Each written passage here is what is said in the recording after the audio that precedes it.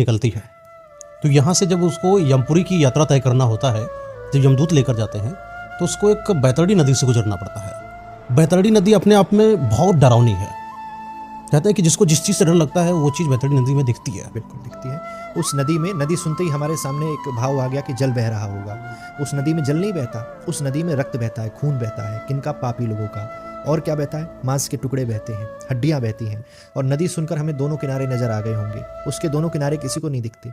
7 समुंदर भी एक साथ रख दिए जाएं तो भी वैतरणी की बराबरी नहीं कर सकते। 10 हाथियों को एक के ऊपर एक रख दिया जाए तो भी वैतरणी की गहराई को नहीं नाप सकते। तो जिसको भी जाना है नरक के द्वार, वह बैतरणी होकर ही जाता है। यमपुरी जाता है तो भी इसको जाना ही पड़ता है। तो बैतरणी नदी से बचने के लिए हमको क्या करना है?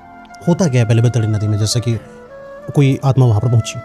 बैतरणी नदी में सबसे पहले हमने बताया रक्त बहता है, हड्डियां बहती है। और आपने एक बहुत सुंदर बात कही कि जिस चीज़ से सबसे ज़्यादा भय लगता है, किसी को अग्नि से